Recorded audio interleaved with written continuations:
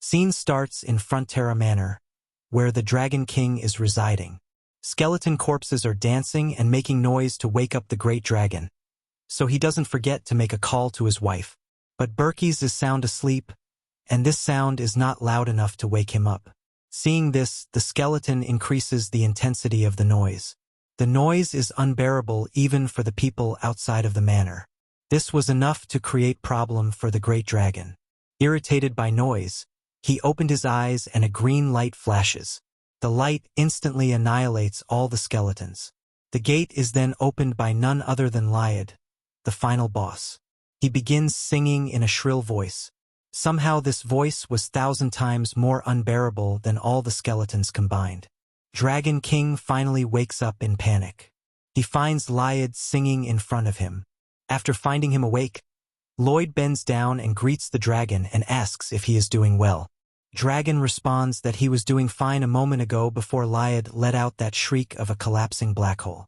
Dragon King suddenly remembers that he forgot to contact his wife yet again. This put him in a deep state of sadness and disparity. Dragon King puts the blame of not being able to contact Dragon Queen on Lloyd, as he didn't do a good job, and tries to annihilate Lloyd, but Lloyd reminds him that he tried to wake him up as promised. Contacting the Queen was something Berkey's would have to do himself. Berkey's panics and starts to think what can he do now to be saved from the anger of his wife. But Lloyd already has a plan ready. Lloyd tells him to pretend to be busy in fighting a villain from another dimension who used weird abilities and went around doing all sorts of crimes. The villain is none other than Lloyd. Dragon King thinks about it for a second, and then his eyes suddenly starts glimmering with this great idea. The great dragon praised Lloyd for this great idea, as he will even get compliments from the Queen. Lloyd tells to put a leash on him, as he would do a great job acting like a villain. Javier in the background thinks that Lloyd doesn't even need to act, as he's already a villain. Dragon King, knowing the nature of Lloyd, asks him about what he wants in return for this favor. Lloyd thanks the dragon, and asks the dragon to help him obtain Kiora, that was teleported by him in Seoul. Dragon King remembers that he indeed sent a material of truth jewel to Seoul. Dragon King tells Lloyd that he was the one who sent it there, but it has no particular location, and that's why he'll give something that'll help Lloyd finding the truth jewel.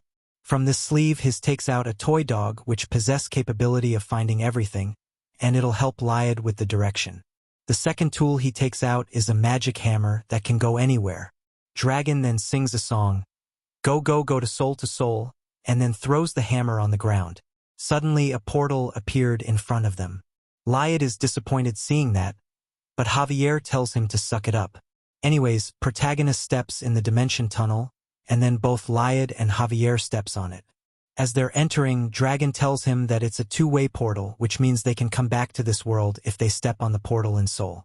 As they were finally about to enter, Dragon King asks Lloyd if his hometown is Seoul, which confuses Lloyd, promoting him to ask the dragon to repeat himself.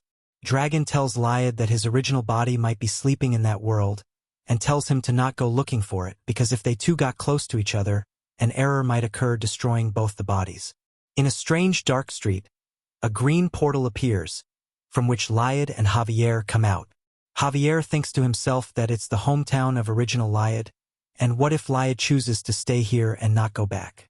Then Javier will bring Kim back to their world, even if he needs to use forcible measures.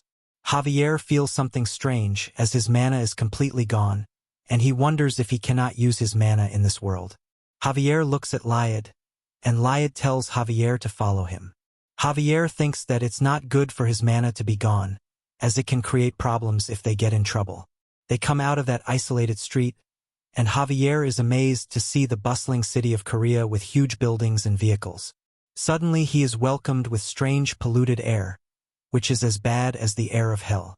Lloyd tells him to follow, as they need to get new clothes, otherwise they'll stand out too much from the crowd with those clothes. On their way, Javier informs Lloyd about his disappeared mana, and asks him what if something dangerous happens. Lloyd tells him not to worry, as nothing of that sort will happen here. Javier looks at him with surprise, but for the first time Lloyd is sweating in fear. Hello guys, I have an update. Chapter 150, 151, and 152 got striked by YouTube. So if you haven't watched that, I will upload it back shortly on another channel to prevent a strike.